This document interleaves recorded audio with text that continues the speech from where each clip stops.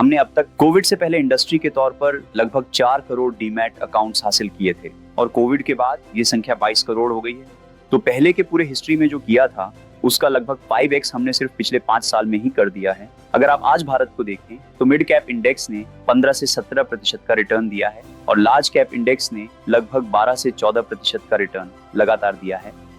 जो इन्वेस्टर्स सबसे ज्यादा पैसा बनाते हैं वो जरूरी नहीं कि सबसे स्मार्ट हो, असल में वो लोग होते हैं जो कंसिस्टेंट रहते हैं और डिसिप्लिन्ड तरीके से इन्वेस्ट करते हैं।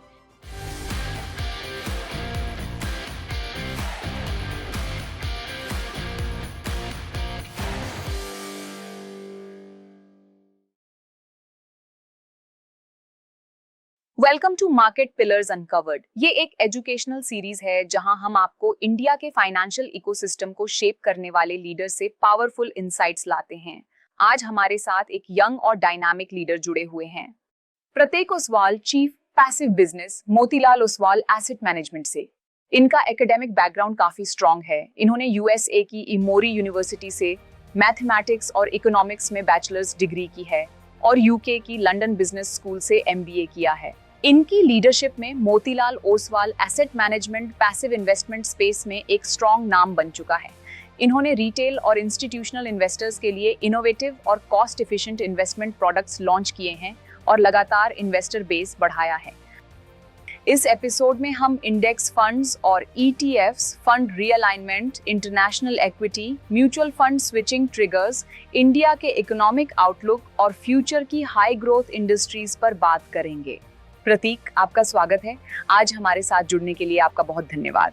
तो मुझे बुलाने के लिए धन्यवाद। हम आगे बढ़ते हैं। तो सबसे पहले मैं ओवरऑल बिग पिक्चर नैरेटिव समझना चाहती हूँ जो 2030 तक के सफर में आकार ले रही है। आपकी एक्सटेंसिव रिसर्च और मोतीलाल ओसवाल के एक्सपीरियंस के हिसाब से आपको चीजें कैसे शेप होती दिख रही हैं? आगे का आउटलुक कैसा रहेगा और की ड्राइवर्स कौन होंगे जो ग्रोथ को आगे बढ़ाएंगे?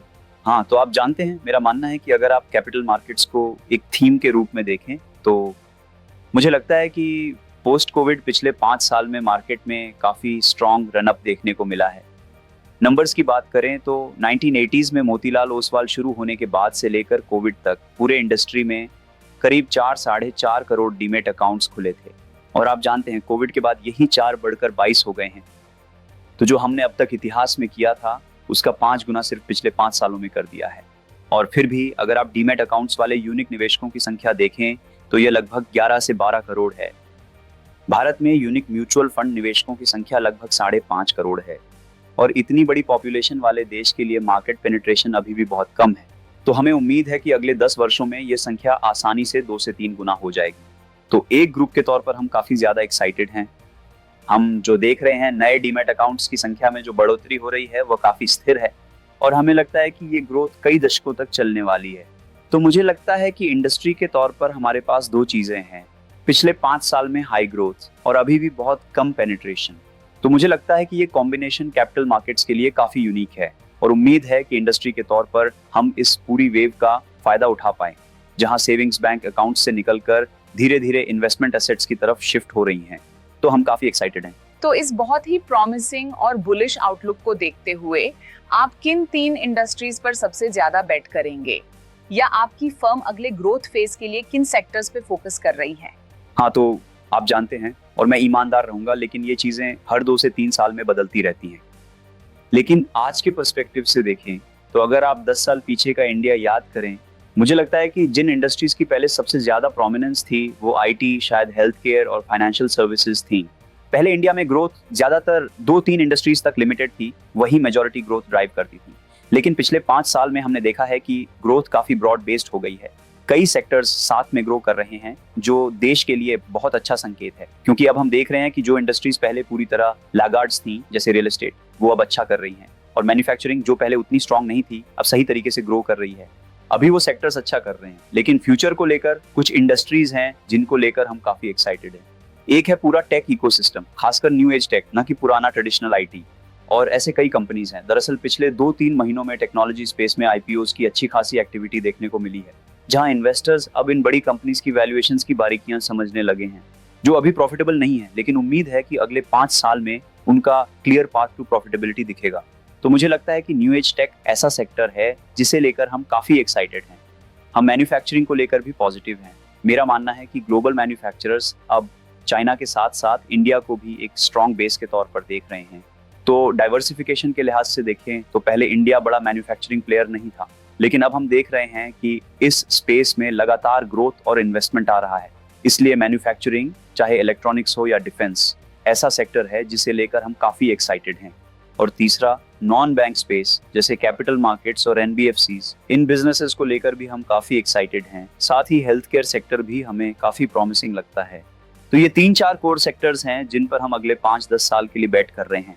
जब थीमैटिक ईटीएफ्स की डिमांड की बात आती है, क्योंकि हम सेक्टर्स की चर्चा कर रहे हैं, जैसा कि आपने कहा नई तकनीक में काफी रुचि है, लेकिन क्या आप उप क्षेत्रों जैसे एआई, सेमीकंडक्टर्स में भी वृद्धि के कोई संकेत देख रहे हैं? ग्रीन एनर्जी, ये भी एक और बहुत ही रोमांचक क्षेत्र है। तो क्या आप देख रहे हैं कि यह ईटीएफ पैसिव इन्वेस्टिंग के परिदृश्य में भी सामने आ रहा है? हाँ, तो आप जानते हैं थीमैटिक इन्वेस्टिंग ऐसी चीज है जिससे हम खुद भी हैरान हैं, जितनी मांग थीमैटिक ईटीएफ्स और थीमैटिक फंड्स के लिए है। मुझे लगता है कि अगर आप पिछले 2 से 3 सालों को देखें तो म्यूचुअल फंड इंडस्ट्री में जितने भी नए लॉन्च हुए हैं उनमें से काफी संख्या थीमैटिक रही है। तो मुझे लगता है कि इनकी डिमांड भी काफी ज्यादा रही है और अब हम ग्रीन एनर्जी जैसे थीम्स पर भी इंटरेस्ट बढ़ता हुआ देख रहे हैं।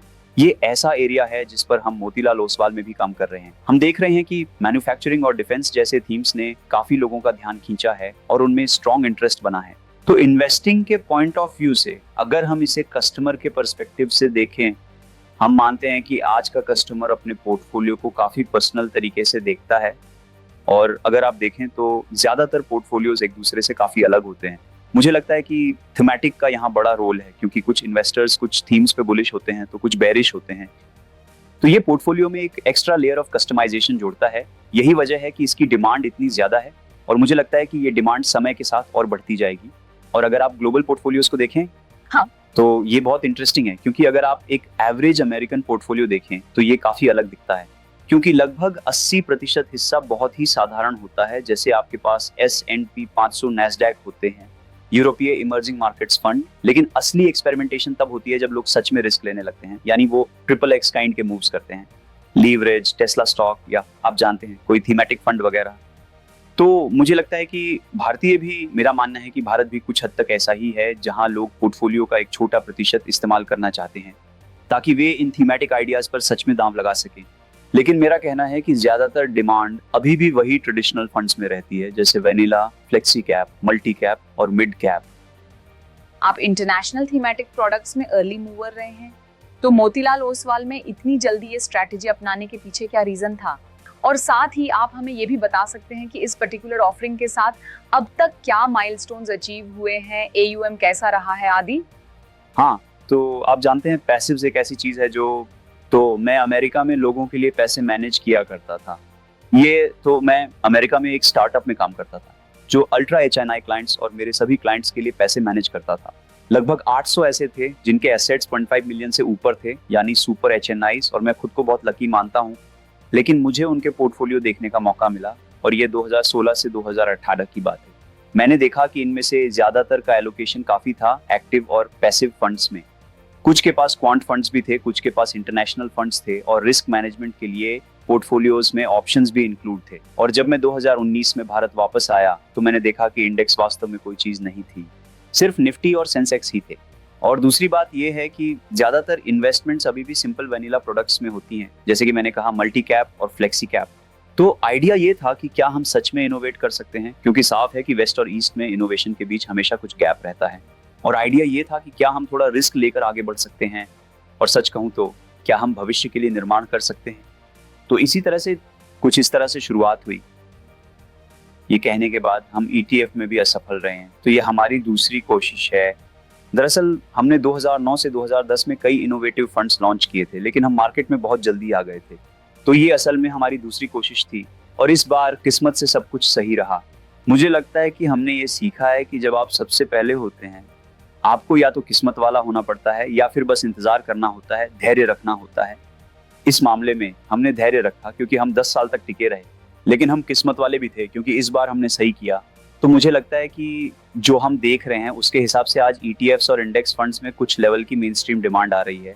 हमारे लिए अच्छी बात यह है कि हम पहले थे जिन्होंने कई प्रोडक्ट्स लॉन्च किए। पहले इंडेक्स की डेफिनेशन सिर्फ सेंसेक्स और निफ्टी तक सीमित थी, लेकिन यहाँ ऑब्जेक्टिव ये था कि क्या हम इस डेफिनेशन को ब्रॉडन कर सकते हैं। तो हम पहले ईएमसी थे जिन्होंने mid cap, small cap, multi cap index funds launch किए। पहले हम थे जिन्होंने इंटरनेशनल फंड्स लॉन्च किए और वहां हमने बहुत अच्छा परफॉर्मेंस दिया। दुर्भाग्यवश आरबीआई ने वहां हमारा काम रोक दिया, लेकिन हम पहले थे जिन्होंने थीमेटिक और फैक्टर इन्वेस्टिंग लॉन्च किया, जिस पर हम काफी पॉजिटिव हैं। तो आइडिया ये था कि हम हर कैटेगरी में एक इंडेक्स फंड रखना चाहते हैं। तो यही सोच थी। हम अब करीब 50,000 करोड़ के एसेट्स तक पहुंच गए हैं। शुरुआत जीरो से हुई थी और मुझे लगता है कि हमने मार्केट बिल्डिंग में भी काफी काम किया है, यानी इन्वेस्टर्स को एजुकेट किया, और यही एफर्ट हमारे AUM बढ़ाने और ट्रैक्शन पाने में मददगार रहा है। तो ये वे चीजें हैं जो हमने की हैं। मुझे लगता है आप जानते हैं, एक EMC के रूप में हम 3 चीजें करना चाहते हैं और मुझे लगता है कि अगर हम ये तीनों चीजें सही तरीके से कर पाए तो हम अच्छा करेंगे। एक ये है कि हम हमेशा इनोवेटिव रहना चाहते हैं। हमारे 40 यूनिक फंड्स में से मैं कहूँ तो 30-35 ऐसे हैं जो हम इंडस्ट्री में सबसे पहले लॉन्च कर चुके हैं। तो ये काफी इनोवेटिव है। दूसरा, हम चाहते हैं कि एजुकेशन में हम नंबर 1 बने। तो जैसे ये पॉडकास्ट है, हमने पिछले 6 सालों में इस तरह की बहुत सारी चीजें की हैं और इसमें लगातार बने रहे हैं। 6 साल तक लगातार कुछ न कुछ करते रहे हैं। और तीसरा, मेरा मानना है कि एफिशिएंसी है। तो अगर आप इंडेक्स फंड्स और ETFs को देखें तो एक निवेशक के रूप में आपको जिन चीजों पर ध्यान देना चाहिए वे हैं उच्च ट्रैकिंग एरर या ट्रैकिंग डिफरेंस। हमारा मैंडेट एक एसेट मैनेजर के तौर पर यह है कि बेंचमार्क के रिटर्न्स को जितना हो सके उतना क्लोजली मैच करें, और हमने ऐसा किया है। हमने ये काम बेहद अच्छी तरह से किया है। तो मुझे लगता है कि ये हमारे लिए एक अच्छी, कह सकता हूँ, सफलता रही है। और मैं आपसे ईमानदारी से कहूँ, चाहे आप सेल्स और मार्केटिंग कितना भी कर लें, अगर आपके फंड्स इनएफिशिएंट हैं तो कोई भी उन्हें नहीं खरीदेगा। तो मुझे लगता है कि इस पर हमारा काफी फोकस रहा है और हमने इसमें अच्छा किया है। बाकी 3 चीजों पर भी हमारा ध्यान रहा। और आप जानते हैं, ये एक कमोडिटाइज्ड इंडस्ट्री है। अगर एक्टिव फंड्स में परफॉर्मेंस बोलती है तो यहाँ प्रोसेस बोलता है। पैसिव फंड्स में परफॉर्मेंस का फैक्टर नहीं होता। सरल शब्दों में इंडेक्स फंड और ETF में क्या डिफरेंस है और ये किसके लिए बेस्ट सूटेड है? हाँ, तो पैसिव फंड्स के अंदर 2 स्ट्रक्चर्स होते हैं, एक इंडेक्स फंड और दूसरा ETF। दोनों एक विशेष इंडेक्स को ट्रैक करते हैं और कई इंडेक्स होते हैं। आपके पास large cap, mid cap, small cap में इंडेक्स हो सकते हैं। आपके पास गोल्ड और सिल्वर के फंड्स हैं, साथ ही इंटरनेशनल फंड्स भी हैं। आपके पास थीमेटिक फंड्स भी हैं। तो इंडिया में कई तरह के यूनिक इंडेक्सेस मौजूद हैं, लेकिन उद्देश्य इंडेक्स के रिटर्न्स को ट्रैक करना है। इसका उद्देश्य यह है कि ये स्वे न करे, यानी ये एक्टिवली मैनेज्ड फंड नहीं है। लेकिन इसके 2 फॉर्मेट्स होते हैं। एक है इंडेक्स फंड, जो एक म्यूचुअल फंड की तरह है, जिसमें आप SIP कर सकते हैं। जैसे आप म्यूचुअल फंड्स में निवेश करते हैं, वैसे ही आप इंडेक्स फंड भी खरीद सकते हैं। तो आपको डीमैट अकाउंट की जरूरत नहीं है। आप बहुत जल्दी SIP सेट कर सकते हैं। आप सीधे EMC के लिए खरीद सकते हैं। तो ये एक इंडेक्स फंड है। दूसरा है ETF, जिसे मूल रूप से एक ऐसा फंड कहा जाता है जो एक्सचेंज पर लिस्टेड होता है। तो आप इसे स्टॉक की तरह खरीद सकते हैं। तो आप सुबह ETF खरीद सकते हैं और दोपहर में बेच सकते हैं, जबकि इंडेक्स फंड में आपको दिन के अंत में मिलता है। तो विचार ये है कि बहुत से निवेशक एक निश्चित कीमत पर लॉक करना चाहते हैं, तो उनके लिए ETF बहुत मायने रखते हैं। कई निवेशक ETF को स्टॉक्स की तरह खरीदना चाहते हैं, तो उनके लिए ETF समझ में आते हैं। तो मैं कहूंगा कि दोनों के लिए अलग अलग निवेशक हैं। हमने देखा है कि US उलट, जहां ETFs इंडेक्स फंड्स की तुलना में ज्यादा टैक्स एफिशिएंट होते हैं, इंडिया में ये बिल्कुल एक जैसे हैं, यानी दोनों से मिलने वाले रिटर्न्स लगभग समान होंगे। तो हम आमतौर पर लोगों से कहते हैं कि उसी के साथ जाएं जो आपके लिए कन्वीनियंट है। और हमारे रिसर्च के आधार पर हमने देखा है कि इंडेक्स फंड्स ज्यादा पॉपुलर हैं। ये बहुत सिंपल और समझने में आसान होते हैं। असल में ब्रॉडली देखें तो ये 2 ही मेन डिफरेंसेस हैं इंडेक्स फंड्स और ETFs के बीच। एक प्रैक्टिकल एग्जांपल लेते हैं। मान लीजिए एक यंग वर्किंग प्रोफेशनल है, मेट्रो सिटी जैसे दिल्ली या बेंगलोर में रहता है और उसके पास हर महीने करीब 10,000 रुपए इन्वेस्ट करने के लिए हैं। अब ऐसे पर्सन को आप क्या सजेस्ट करेंगे कि वो इंडेक्स फंड में इन्वेस्ट करे या ETF में? क्योंकि इस तरह के डेमोग्राफिक के लिए क्या ज्यादा प्रैक्टिकल और सेंसिबल रहेगा? बस एग्जाम्पल के तौर पर। हाँ, तो मैं कहूंगा कि इसे सरल रखें। ये थोड़ा ऐसा है जैसे मेट्रो फंड में इन्वेस्ट करना। आप आसानी से एक क्विक SIP शुरू कर सकते हैं, या अगर आपके पास 50,000 रुपए लंप सम है तो वो भी इन्वेस्ट कर सकते हैं, है ना? हर महीने 10,000 रुपए? हाँ, अगर आपके पास हर महीने 10,000 रुपए हैं तो आप 10,000 रुपए की SIP 2 या 3 इंडेक्स फंड्स में शुरू कर सकते हैं। ये एक सिंपल स्ट्रेटेजी हो सकती है। इंडेक्स फंड्स की खास बात ये है कि वो पॉपुलर इसलिए हैं क्योंकि एक तो उनका कॉस्ट बहुत लो होता है। लोगों को ये बात पसंद आती है कि इनका एक्सपेंस रेशियो काफी लो होता है, मतलब आपका ज्यादा पैसा डायरेक्टली अंडरलाइंग स्टॉक्स में इन्वेस्ट होता है। दूसरी बात ये है कि इनका सिलेक्शन करना बहुत ईजी होता है। जैसे अगर कोई मिड कैप फंड देख रहा है तो आपको इस मिड कैप फंड और उस मिड कैप फंड के बीच चिंता करने की जरूरत नहीं है, एक ही रख लो। आप बस इंडेक्स खरीद सकते हैं। तो मुझे लगता है कि इंडेक्स फंड के साथ जो सरलता आती है वह बहुत मजबूत है। तो अगर कोई पर्सन 10,000 रुपये SIP करना चाहता है तो मैं शायद ये कहूंगा कि वो करीब 4 इंडेक्स फंड्स को देखे। जैसे एक इंटरनेशनल फंड भी रख सकता है अगर उसे उसका एक्सेस मिल पा रहा हो सकता है थोड़ा सा एलोकेशन गोल्ड और सिल्वर में भी रखा जाए, जो मुझे लगता है कि सेंस बनाता है। और साथ में एक ब्रॉड मार्केट फंड जैसे निफ्टी 500 भी इंक्लूड किया जा सकता है। आप जानते हैं ये ऑप्शंस काफी सिंपल हैं, समझने में इजी हैं और लॉन्ग टर्म वैल्यू क्रिएशन के लिए काफी इफेक्टिव हो सकते हैं। तो मैं यही सजेस्ट करूंगा। जब रीबैलेंसिंग होती है, मान लीजिए निफ्टी 50 सेंसेक्स, एक रिटेल इन्वेस्टर के तौर पर आपके इन्वेस्टमेंट में एक्चुअली होता क्या है? आपने जो ETFs खरीदे हैं या जिस इंडेक्स फंड में आपने इन्वेस्ट किया है उसके साथ अंदर क्या प्रोसेस चलता है? और क्या आप ये यूनिट सिर्फ मार्केट से ही खरीदते हैं या इसमें बल्क डील्स और ब्लॉक डील्स भी इन्वॉल्व होते हैं? हाँ, तो यहाँ सबसे इम्पोर्टेंट पार्ट आता है। तो जब आप एक इंडेक्स फंड खरीद रहे होते हैं, मान लीजिए निफ्टी 100 या निफ्टी 50 इंडेक्स फंड, जो इंडिया में सबसे पॉपुलर इंडेक्स फंड है, मतलब आप एक ही फंड के थ्रू इंडिया की टॉप 50 कंपनीज के स्टॉक्स खरीद रहे होते हैं। और यहाँ बेसिक थीसिस ये है कि इंडिया ग्रो कर रहा है और हमें उम्मीद है कि इंडिया की टॉप 50 कंपनीज भी उसी ग्रोथ के साथ एक सर्टेन रेट से ग्रो करेंगी।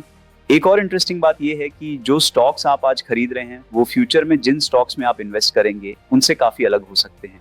उदाहरण के लिए अगर आपने 2005 में निफ्टी 50 इंडेक्स खरीदा होता तो आपने देखा होगा कि इंडेक्स में काफी इंफ्रास्ट्रक्चर स्टॉक्स और ऑयल एंड गैस स्टॉक्स शामिल होते हैं। जबकि अगर आप आज निफ्टी 50 खरीदते हैं तो आपको फाइनेंशियल सर्विसेज, IT जैसे सेक्टर दिखाई देंगे। कल को ये कुछ और भी हो सकता है। इंडेक्स फंड की खासियत ये है कि आप हर समय टॉप 50 स्टॉक्स में ही इन्वेस्ट करते हैं। तो जो रीबैलेंसिंग होती है वही इंडेक्स को टाइम के साथ रेलिवेंट बनाए रखती है और इसी वजह से आपका पोर्टफोलियो हमेशा विनर्स में इन्वेस्ट रहता है, क्योंकि इंडेक्स अपने आप रीबैलेंस्ड होता रहता है। हर क्वार्टर या हर 6 महीने में होती है। तो रीबैलेंसिंग की यही खूबसूरती है। तो आज शायद कोई कंज्यूमर स्टॉक इंडेक्स में हो, लेकिन हो सकता है वो टॉप 50 कंपनीज में ना आए। इंडेक्स में सिलेक्शन एक तरह से डार्विनियन प्रोसेस की तरह होता है। अगर कोई कंपनी स्टैंडर्ड पूरा नहीं करती तो वो इंडेक्स से बाहर हो जाती है। और अगर कोई कंपनी बहुत अच्छा परफॉर्म कर रही है, जैसे मान लीजिए जोमेटो ने बहुत अच्छा ग्रोथ किया है, तो पिछले 50 सालों में ऐसा हुआ है और अब शायद वो धीरे धीरे टॉप 50 कंपनीज का हिस्सा बन रही है। तो मुझे लगता है कि रीबैलेंसिंग की यही खूबसूरती है और इसी वजह से हम मानते हैं कि इंडेक्स फंड रखना ऐसा है जिसमें आप हमेशा सबसे बेहतरीन या सबसे बड़ी कंपनियों के स्टॉक्स खरीद सकते हैं हर समय। तो आपको इस बात की चिंता करने की जरूरत नहीं है कि आप कुछ गलत कर देंगे। इंटरेस्टिंग। तो अपने आप ही, मेरा मतलब है आपकी निवेश भी उसी तरह से बदल जाएगी जैसे इंडेक्स रीबैलेंस होता है। बिल्कुल सही। और मुझे लगता है कि इंडेक्स की खूबसूरती ये भी है कि इसमें बहुत ज्यादा बदलाव नहीं होता। तो अगर आप हिस्टोरिकल डेटा देखें तो निफ्टी 500 या निफ्टी 50 इंडेक्स में एनुअल चर्न लगभग 6-7% से कम रहता है। तो आप वास्तव में बहुत ज्यादा बदलाव नहीं कर रहे हैं। अगर कोई स्टॉक ऊपर जाता है तो उसका वेटेज अपने आप बढ़ जाएगा, अगर कोई स्टॉक गिरता है तो उसका वेटेज अपने आप कम हो जाएगा। तो मैं कहूंगा कि ये एक बहुत अच्छा तरीका है, लो कॉस्ट, लो चर्न और सिंपल, जिससे आप आसानी से लॉन्ग टर्म वेल्थ क्रिएट कर सकते हैं। और ये अच्छा परफॉर्म भी करता है। अगर आप आज इंडिया देखें तो मिड कैप इंडेक्स ने लगभग 15-17% का रिटर्न दिया है। एक लार्ज कैप इंडेक्स ने लगातार लगभग 12 से 14% रिटर्न दिया है। और जो हमने देखा है, जैसे कि उदाहरण के लिए अमेरिका, जो फिर से एक बड़ा उदाहरण है क्योंकि वे लोग ये बहुत लंबे समय से कर रहे हैं। S&P 500 इंडेक्स, जो दुनिया का सबसे जाना माना इंडेक्स है, ये पिछले करीब 50 सालों से चला आ रहा है। इसे 1970s में लॉन्च किया गया था और पिछले 50 सालों में इसकी परफॉर्मेंस को कोई भी सच में मैच नहीं कर सकता।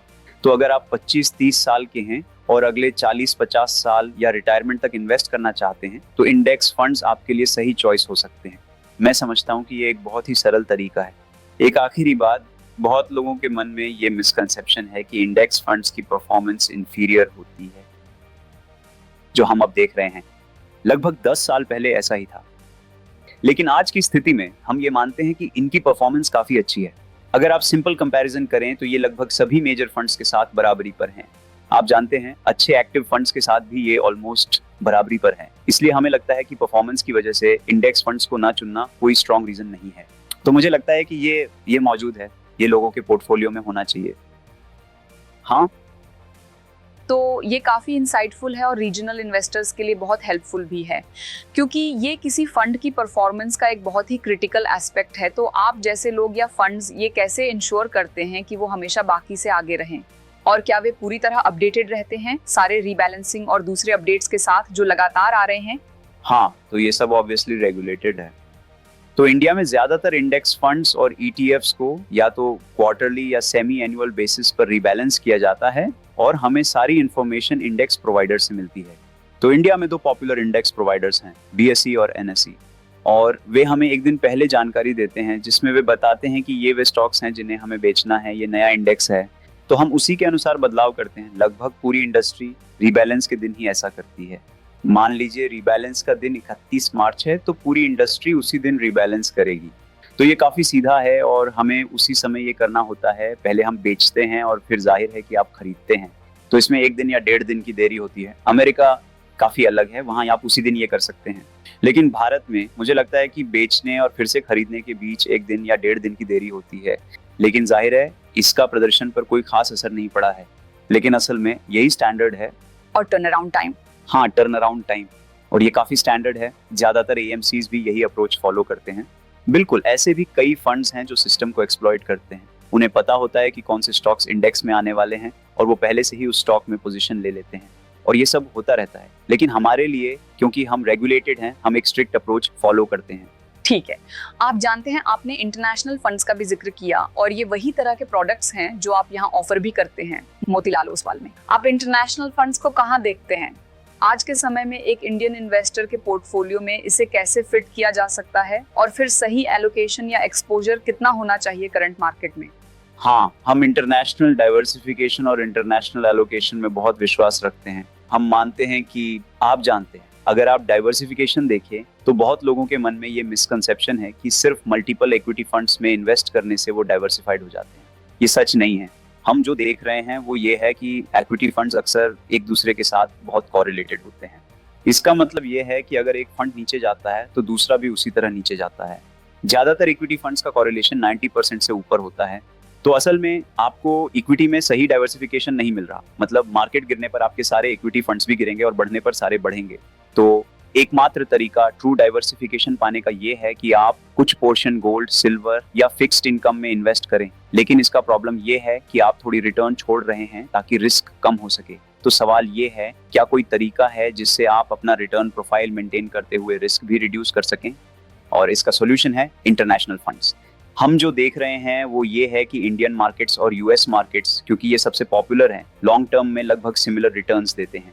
अगर आप लॉन्ग टर्म रिटर्न्स देखें यूएस और इंडिया के बीच तो ये काफ़ी सिमिलर रहे हैं। साथ ही एक इशू ये भी है कि आईएनआर ने काफ़ी डिप्रिसिएशन देखा है। तो अगर आप यूएस में इन्वेस्ट करते हैं तो आपको रिटर्न्स में लगभग एक्स्ट्रा 3 से 4% मिल सकता है। लेकिन अगर आप इसे आईएनआर में कंपेयर करें, लॉन्ग टर्म रिटर्न्स दोनों का लगभग समान है, लेकिन ये अलग अलग समय में ऊपर नीचे होते हैं। जैसे अगर इंडियन मार्केट्स लास्ट 1 ईयर में ठीक से परफॉर्म नहीं कर रही हैं और फ्लैट रही हैं, लेकिन यूएस मार्केट्स ने इस दौरान बहुत अच्छा परफॉर्म किया है, आप जानते हैं। वहीं शायद अगले साल इंडियन मार्केट्स अच्छा परफॉर्म करें और यूएस मार्केट्स ऐसा ना करें, और ऐसा पिछले 25-30 सालों से होता आ रहा है। इसलिए हम मानते हैं कि हर इन्वेस्टर के पोर्टफोलियो में कुछ एलोकेशन इंटरनेशनल स्टॉक्स के लिए होना चाहिए। आप जानते हैं, हम कंज्यूमर्स के तौर पर दिन प्रतिदिन की जिंदगी में इंक्रीजिंगली अमेरिकन प्रोडक्ट्स यूज कर रहे हैं। तो मुझे लगता है कि ये हमारे स्पेंडिंग पैटर्न्स और कंजम्पशन नीड्स के साथ भी मैच करता है, और मुझे लगता है कि रिटर्न प्रोफाइल के हिसाब से भी ये काफ़ी अच्छा परफॉर्म करते हैं। तो डाइवर्सिफिकेशन के लिहाज से ये बिल्कुल सही चॉइस है। हम हमेशा लोगों को यही कहते हैं कि अगर आप अपने पोर्टफोलियो का 5% से कम एलोकेट कर रहे हैं तो फिर करना है या नहीं करना है। आप जानते हैं इसका कोई फायदा नहीं है, कोई रियल डाइवर्सिफिकेशन नहीं मिल रही। आप बस कुछ ऐसा ऐड कर रहे हैं जिसकी आपको एक्स्ट्रा चिंता करनी पड़ेगी। जितना ज्यादा आप एलोकेट करेंगे उतनी ज्यादा चीजों की चिंता करनी पड़ेगी। लेकिन अगर आप 10-20% का एलोकेशन करें तो ये समझदारी भरा है। दुर्भाग्य से हमारे केस में और एएमसी इंडस्ट्री में आरबीआई ने सभी इंटरनेशनल फंड्स को रोक दिया है। तो आरबीआई ने एक लिमिट तय की है जिसे एक्सीड नहीं किया जा सकता, और इंडस्ट्री के तौर पर हम उस लिमिट के काफ़ी करीब हैं, और इसी वजह से मुझे लगता है कि हम नए पैसे को अभी एक्सेप्ट नहीं कर पा रहे हैं। लेकिन कई AMCs including US ones gift city में अपने स्ट्रक्चर सेट कर रहे हैं। एलआरएस भी एक ऑप्शन के रूप में अवेलेबल है। तो इंटरनेशनल इन्वेस्टिंग के तरीके मौजूद हैं, लेकिन इन्वेस्टर्स को फिर भी कॉस्ट्स और एसोसिएटेड रिस्क्स के बारे में अवेयर होना जरूरी है। तो कृपया अपनी रिसर्च जरूर करें। ये म्यूचुअल फंड्स जितना सिंपल नहीं है, लेकिन इसके बावजूद मुझे लगता है कि पोर्टफोलियो में इसे रखना अच्छा रहता है। आप जानते हैं, अब मैं पिवट करना चाहती हूँ और उन लोगों के बारे में बात करना चाहती हूँ जो मान लीजिए पहले से ही मार्केट के पैसिव सेगमेंट में इन्वेस्टेड हैं। इन्वेस्टर्स के लिए कौन से ट्रिगर्स होते हैं जिनके कारण वे चाहें या आइडियली उन्हें एक फंड से दूसरे फंड में स्विच करना चाहिए या किसी पोजीशन से एग्जिट करना चाहिए? किसी भी आप जानते हो कौन सी आइडियल सिचुएशन या रीजन होती है जिसके लिए आप उस स्विच को ट्रिगर करते हैं? हाँ, मुझे लगता है कि आपको अपनी इन्वेस्टमेंट्स दो रीजंस की वजह से सेल करनी चाहिए। एक है, अगर आपने अपना गोल अचीव कर लिया है, मान लीजिए आपका गोल घर खरीदना, कार खरीदना, कुछ भी, रिटायरमेंट है, तो वह सेल करने का अच्छा समय है। The other good time to sell है अपने पोर्टफोलियो को रीबैलेंस करना। मान लीजिए अगर आप 4 म्यूचुअल फंड्स में इन्वेस्टेड हैं, लार्ज, मिड, स्मॉल। सपोज आपका स्मॉल कैप एक्सपोजर 40% है और वह 46% बन जाता है, तो थोड़ा स्मॉल कैप सेल करना और बाय करना सेंस बनता है। कुछ लार्ज कैप तो उसमें रिव्यू और रिबैलेंस आप कह रहे हैं कि ये काम किसी को अपने पोर्टफोलियो में करना चाहिए। क्या ये ज्यादा पीरियोडिक होना चाहिए या ज्यादा इवेंट बेस्ड? साल में एक बार, पीरियोडिक, इवेंट बेस्ड नहीं, ये पीरियोडिक होना चाहिए क्योंकि ये ज्यादा सिस्टमैटिक है, ये स्मार्टर है, क्योंकि तब आप मार्केट कंडीशन से फेज्ड नहीं होते, आप मार्केट कंडीशंस के प्रति नॉन रिएक्टिव रहते हैं। सो मैं कहूंगा कि यह कभी भी इवेंट बेस्ड नहीं होना चाहिए, ये हमेशा पीरियोडिक बेस्ड होना चाहिए, ये डिसिप्लिन्ड होना चाहिए, जैसे साल में एक बार या 2 साल में एक बार। मुझे लगता है ये 2 रीजंस हैं जिनकी वजह से आप अपने फंड्स सेल करना चाहेंगे। आई थिंक परफॉर्मेंस के मामले में अगर आप किसी ऐसी चीज में इन्वेस्टेड हैं जो आपके रिस्क प्रोफाइल को मीट नहीं करती, मान लीजिए आप किसी सुपर हाई रिस्क इन्वेस्टमेंट में इन्वेस्टेड हैं और 3 साल बाद आपको रियलाइज होता है कि यू नो व्हाट, ये मेरे लिए बहुत ज्यादा हाई है, तो आप ऑब्वियसली उसे एग्जिट कर सकते हैं और किसी लो रिस्क ऑप्शन में जा सकते हैं। लेकिन ये 3 रीजंस हैं जो मैं सोच सकता हूँ। मैं कभी भी चीजें टैक्टिकली नहीं करूंगा, मैं सिर्फ परफॉर्मेंस की वजह से पोर्टफोलियोज चर्न कभी नहीं करूंगा, क्योंकि इसका रीजन ये है कि इंडिया में परफॉर्मेंस में साइक्लिकलिटीज होती हैं। इंडेक्स फंड्स का बहुत बड़ा ट्रैक रिकॉर्ड नहीं है, लेकिन एक्टिव फंड्स को देखिए, इंडिया में सभी एक्टिव फंड्स के गुड परफॉर्मेंस के साइकिल्स होते हैं, लेकिन बैड परफॉर्मेंस के साइकिल्स भी होते हैं। और मुझे लगता है कि इन्वेस्टर्स अनफॉर्चुनेटली गुड परफॉर्मेंस के बाद आते हैं और बैड परफॉर्मेंस के बाद निकल जाते हैं। तो मैं एक साधारण उदाहरण दूंगा। हमारे ग्रुप में जो सबसे पहले फंड्स हमने लॉन्च किया था, उनमें से एक वैल्यू पीएमएस है साल 2002 में। अब इसे 23 साल हो गए हैं, ये काफी लंबा समय है और फंड ने इन 23 सालों में एक्सट्रीमली वेल परफॉर्म किया है और करीब 18 से 19%। लेकिन अनफॉर्चुनेटली कोई भी लंबे समय तक टिका नहीं रहा, क्योंकि इसमें 4 या 5 रियली बैड पीरियड्स आए हैं। उस दौरान परफॉर्मेंस बहुत ग्रेट नहीं रही, लेकिन बाद में ये वापस आई है। इसीलिए मैं इन्वेस्टर से बार बार कहता हूँ कि परफॉर्मेंस के बेसिस पर चर्न मत कीजिए, आप रीबैलेंसिंग के बेसिस पे चर्न कर सकते हैं, जो सेंस बनाता है। अगर आपने अपना गोल अचीव कर लिया है या अगर आप किसी बहुत हाई रिस्क इन्वेस्टमेंट में इन्वेस्टेड हैं और आपको काफी बाद में रियलाइज होता है कि ये टू हाई रिस्क है। और मैं ऐसा क्यों कहता हूँ, इसका रीजन ये है कि आप टैक्सेशन को जितना हो सके उतना मिनिमाइज करना चाहते हैं। सो मुझे लगता है कि लोग म्यूचुअल फंड्स में इन्वेस्टिंग की ब्यूटी को अंडर एस्टिमेट करते हैं कि कैसे आपको अपनी पूरी लाइफ में टैक्सेस पे नहीं करने पड़ते और आप टैक्सेस को अगले 30, 40, 50 सालों तक डिफर कर सकते हैं। मैं 20 साल और 15 साल से इन्वेस्टिंग कर रहा हूँ और मुझे नहीं लगता कि मैंने टैक्सेस पे किए हैं। हाँ, अभी तक नहीं, और ऑनेस्टली मुझे नहीं लगता कि मैं टैक्सेस पे करूंगा जब तक कि मैं इसे गिव अवे ना कर दूं या कुछ ऐसा ना हो। बट अगर कोई टैक्सेस मिनिमाइज करना चाहता है, जो मुझे लगता है एक बहुत गुड स्ट्रैटेजी है, तो जब आप मनी स्पेंड करते हैं, आप जीएसटी पे कर रहे होते हैं खर्च करने पर। अगर आप अपना मनी फिक्स्ड इनकम में इन्वेस्ट करते हैं तो आप हर साल टैक्सेस पे करते हैं, लेकिन म्यूचुअल फंड्स में मनी डालने पर आप कोई टैक्सेशन पे नहीं करते। तो ये लिटरली इंडिया का सबसे बेस्ट टैक्स फ्रेंडली इंस्ट्रूमेंट है। और मुझे लगता है, और गेस व्हाट, आप सिर्फ अपने गेन्स पर ही टैक्सेस पे करते हैं। सो आपका कैपिटल सेफ रहता है। सो मुझे लगता है कि ये आपको डिसिप्लिन्ड रहने में भी हेल्प करता है। आई थिंक अगर आपके पास 5, 10, 15 साल के लिए इन्वेस्टिंग करने का अप्रोच है, तो वही अपने आप में एक बहुत गुड फिलॉसफी है, सिर्फ टैक्स के नजरिए से नहीं बल्कि रिटर्न स्टैंड पॉइंट से भी। आप जानते हैं, जो हम देख रहे हैं वह ये है कि जो तरह के इन्वेस्टर्स सबसे ज्यादा पैसे कमाते हैं वे वास्तव में स्मार्ट नहीं होते, बल्कि वे होते हैं जो कंसिस्टेंट और डिसिप्लिन्ड रहते हैं। ये उन कुछ ही इंडस्ट्रीज में से एक है जहां मेरा मतलब है डम मनी स्मार्ट मनी से बेहतर प्रदर्शन करता है, अगर मैं कहूँ। आप जानते हैं, और जो लोग इन्वेस्टिंग के लिए समय नहीं निकालते वही अच्छा करते हैं, क्योंकि वे बस इसे, आप जानते हैं, चुपचाप कंपाउंड होने देते हैं। तो खैर, यही मेरी सेलिंग पर राय है। आपने अपसाइड के बारे में काफी बात की है, लेकिन क्या पैसिव फंड में इन्वेस्टिंग करते समय कोई रेड फ्लैग्स या पिटफॉल्स भी हैं? कोई ऐसी चीजें जिनके लिए इन्वेस्टर्स को चिंता करनी चाहिए, चाहे वो मैनेजमेंट चेंजेस हों, ट्रैकिंग एरर्स हों या कुछ और जो आप बताना चाहें? हाँ, तो आप जानते हैं, रेगुलेटर इंडेक्स फंड्स को रेगुलेट करने में फेनोमिनल काम किया है। तो ट्रैकिंग एरर अब उतना बड़ा मुद्दा नहीं है जितना कि 5 साल पहले था। दरअसल 5 साल पहले मैं इंडेक्स फंड्स में इन्वेस्ट नहीं करता क्योंकि ट्रैकिंग एरर्स बहुत ज्यादा थे। आप जानते हैं, 1%, 2% तरह के, तो यह वास्तव में निवेश योग्य एसेट क्लास नहीं था, लेकिन आज मुझे लगता है कि चीजें वास्तव में बेहतर हो गई हैं। मुझे लगता है आप जानते हैं ट्रैकिंग एरर्स अब काफी हद तक नियंत्रण में हैं। मैं कहूंगा कि इन्वेस्टर्स को यह सोचना चाहिए कि वे किस में इन्वेस्ट कर रहे हैं। मुझे लगता है कि अगर आप थीमेटिक फंड या कहें सेक्टर फंड या कुछ और या टैक्टिकल एक्सपोजर ले रहे हैं, तो मैं कहूंगा कि इन्वेस्टर्स को इसमें इन्वेस्ट करने से पहले सच में 2 बार सोचना चाहिए। और अगर वे इसमें इन्वेस्ट कर रहे हैं तो उन्हें 5, 7, 10 साल का बेट मानकर इन्वेस्ट करना चाहिए। आप जानते हैं, क्योंकि ये चीजें बहुत साइक्लिकल होती हैं, आप जानते हैं, है ना? तो मैं कहूंगा कि जो एक बड़ी गलती मैंने देखी है वह ये है कि थीमेटिक इन्वेस्टिंग में बहुत रुचि है, लेकिन मुझे नहीं लगता कि ज्यादातर लोग जो इन्वेस्ट कर रहे हैं उनके पास इतनी मेंटल कैपेसिटी है कि वे इन थीमेटिक फंड्स को तब तक पकड़ें जब तक ये अच्छा प्रदर्शन कर रहे हो। तो मैं कहूंगा बस इसे ना करें, थीमेटिक फंड्स में इन्वेस्ट ना करें। इंटरेस्टिंग है ना? मैं फिर से उस दिशा में वापस जाना चाहती हूँ जहाँ से हमने शुरुआत की थी। आप जानते हैं आपका करियर ट्रेजेक्ट्री बहुत ही रोचक रहा है। आपको केवल इंडियन मार्केट ही नहीं बल्कि विदेश में भी एक्सपोजर मिला है। आपको करियर एसेट मैनेजमेंट में क्या चीजें शेप देती रही हैं? आप क्या कहेंगे कि वह टर्निंग पॉइंट कौन सा था, या आपकी जिंदगी का वह एक बहुत बड़ा पल कौन सा रहा जिसने ये तय किया कि आपका करियर किस तरह आगे बढ़ा? हाँ बिल्कुल, मैं कहूंगा कि कुछ चीजें रही हैं। एक तो आप जानते हैं सबसे स्पष्ट बात यह है कि मुझे स्टॉक मार्केट का अनुभव मिला है। 9 या 11 साल की उम्र में मैंने अपनी पहली बुक पढ़ी और इन्वेस्टिंग पर पहली किताब मैंने 13 साल की उम्र में पढ़ी। भले ही मैं इसे पूरी तरह समझ नहीं पाया, मैंने इसे पढ़ा।